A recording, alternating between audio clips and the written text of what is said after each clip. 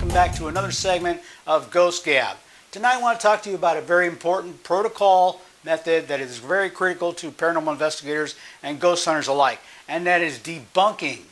How many times have you gone into a home or a business and you're an investigator and you're going there with a client, and a client tells you, I got some issues with my light switches, or my lights seems to be flickering on and off, or say for instance I'm hearing dripping, or I'm hearing footsteps, or I'm having headaches, or things of that nature. Well, debunking helps a paranormal investigator or a ghost hunter decipher and take care of these problems firsthand. What they'll do with a preliminary walkthrough with your client is they'll check out the most obvious things that can be taken care of, and that is electrical, foundational, or plumbing. Now, say for example you're walking through with your client and you happen to find some paint cans. Now these could be a very critical component of the problem, and being so is because chemicals have very compounds that are in the cans. Say for instance if they're paint cans, aerosols, something that might be causing a leak, and usually the vapors of those chemicals can be sifting through, or they're leaking out if they haven't been closed correctly. The vapors could be dissipating, they're coming out of the cans and they're floating up and they're getting into the aroma of the air, into the ventilation, and into your rooms, into your household, and naturally you and your family are inhaling and ingesting all these, which could be causing hallucinations and headaches and maybe even hearing things, which aren't really there, which all can be easily explained off, because in some instances, like I've said in other segments, where this can actually happen. The same thing with the electrical. Now, let's say for an example, your lights are flickering off, or you're also getting haze also, and you're checking the wiring. Sometimes your wiring could be shorted and fraying in the wall, where there's you got shortages. Some of us are not electricians. Some of us are. Some of us are basic with electronics, and they do know that the essence of the, let's say, an electrical current can cause problems. Cause faulty, could cause the lights to be flickering on and off because there's a shortage in the wiring and it's not getting a complete cycle of current. So, also say for an example the foundation, which in some instances somebody walks through, or even if it's a cat or a dog or something, or even a squirrel or a raccoon in the rafters or something like that, and they're walking around and you're hearing creaking and stuff like that, especially if your bedroom happens to be right below the attic and you're hearing these things. The word debunk. Now let's think about that. Debunk in essence was back in, matter of fact, it was originated in 1923 by a journalist who coined the phrase debunking. He did it in one of his novels, and ever since then it's been used throughout the years, and more selective through paranormal investigations. They even used it for political reasons also, where journalists tried to debunk whether or not somebody was telling the truth.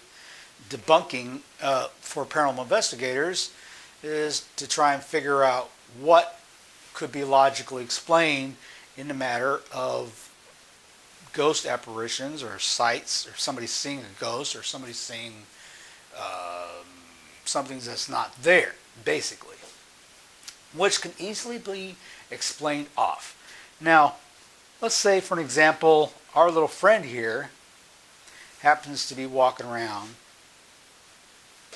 which he wouldn't be walking around unless he was actually possessed or something like that, because like there's some that say dolls are possessed, or which I don't want to get into that, because we all know that's going to be a different segment, because there are dolls that can be possessed, there's objects that can be possessed, but the odds of that really happening in that case is very minor, even though the media, TV shows tend to hype that up a lot so they can make their ratings and stuff of that, things of that nature. But in all essence, we don't want to talk about that matter.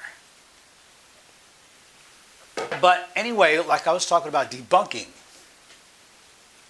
that is a very important part of the protocol for a paranormal investigator or ghost hunter. They want to make sure that they do the walkthrough with a client when they explain what's happening within their home, and they say things are happening in this area or that area, and this is what's happening.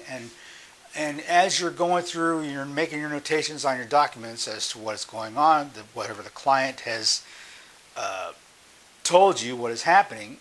You can basically go back and decipher and say, okay, what can easily be explained for these reasons? And you can also be talking with your client and asking them if they have any health issues. For an example, say if they're somebody that's taking medication that might be actually seeing things, somebody that might be in the household that has an illness like Parkinson's. Parkinson's, they say nowadays, have been known supposedly to be able to be hearing things, which I saw. There was a commercial out there now that has, I'm not sure what the drug is out there in the market, but apparently it's taking care of Parkinson's. We all know that Michael J. Fox has it. Excellent actor. I've always liked him. But in any event, that supposedly be one of the illnesses that can cause seeing and delusions and things of that nature. But there's also other components that can be causing it, and that's medications, as well as chemical compounds, like I was saying earlier, and also EVPs. Now, not EVPs, EMFs. I'm sorry. Electromagnetic frequencies. Now, what that is basically, which can also cause a person to hallucinate or see things, and that basically covers the fact that if, say for an example, a microwave or refrigerator, something that's emitting high electromagnetic frequencies.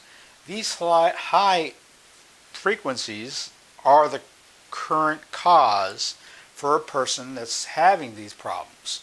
The higher the emissions of electromagnetic frequencies, the higher the possible cause of having that illness, or delusions for that matter. So you want to make sure, in all essence, that, of course, it doesn't happen now as much because a lot of the standards for technology has been changed, and there's a lot of requirements in appliances and home fixtures that require those emissions to be a standard level that are passable in comparison to what they were years ago, decades ago, when we were first aware of the effects of electric EMFs. But in all essence, I just want to leave it at that. And we all want to keep in mind that debunking is an important part of the protocol for an investigator and a ghost hunter. And that we all don't want to be jumping to conclusions and thinking that everything is paranormal. Not that it doesn't happen, because paranormal activities can occur.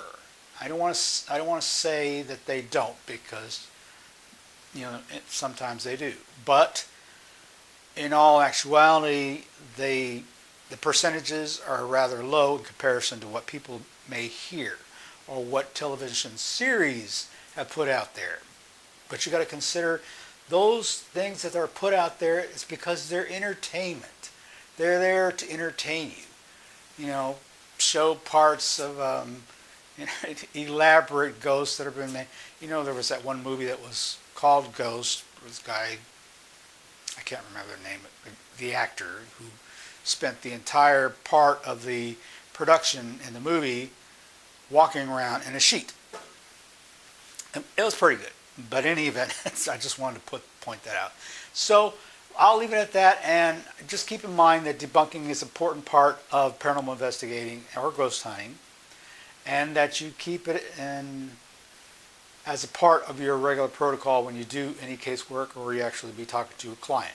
And until next time, we'll see you on our next segment of Ghost Gab. Okay? Good night. Have a good evening.